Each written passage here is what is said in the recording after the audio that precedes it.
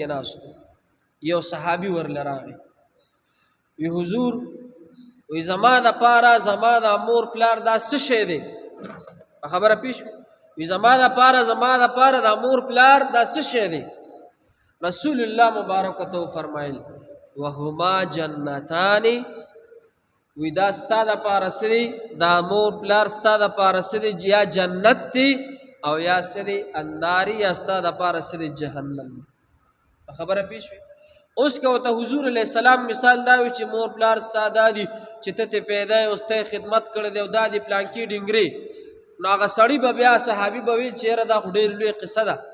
حضور علیہ السلام سره هغه ته دوه خبرو کې او د حضور علیہ السلام ار یو خبره سره جوامع الکلم ده اعظم پښتانه سوی وی یو خبره او که خو سم د کرخ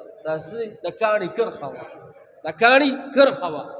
نو حضور علیہ السلام ته دوه خبرو کې وی دا مور پلار ستا د پاره یا جهنم دی یا جنت دی بیا وته فرمای وی اوسې کته خدمت وکي او تا نه د مور او پلار راضي وي تا نه به الله راضي وي او چې الله در نه راضي وي جنت به درله الله درکړي او که خدای ما کتا د مور پلار خدمت اونکو د دې مور پلار ته تاسو تغس پوری ویلې او دا مور پلار در نه خپلال نو حضور علیہ السلام مت فرمای وی دا بیا ستا د پاره د جهنم ذریعہ ده خدای دې ته بچو ساتي جهنم نن دې الله بچو ساتي د مور پلار د نافرمانه نه دې الله موږ تاسو ټول بچو ساتي ګورې جی په دنیا کې مال چې دی مال پیسہ دا ډېر لوی نعمت دی موټر نه دا ډېر لوی نعمت دی شهرت نه دا ډېر لوی نعمت دی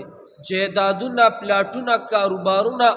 بچی خزه دا دوستان یاران دا هر څه دا د الله نعمتونه دي چې انسان له الله ورکی دا مور پلار نه دي دا مور د الله د نعمتونو نه یو لوی نعمت دی د انسان لپاره الکه موټر دی نشته موټر به الله درکي پیسې در سره نشته پیسې به الله درکي خزه نشته خزه به الله درکي بچی نشته بچی به الله درکي دوستان نشته دوستان به الله درکي او چې مور پلار نشته مور پلار لاړ شي دا بیا راځي دا بیا راځي لکه دا نه راځي بیا دا دوه نعمتونه داسې دي چې دا د انسان نه کله ختم شي به دا بیا نه راځي که ته په پیسو ځان له یو بوډا پلار کې هغه ستا سره هغسې مینه لري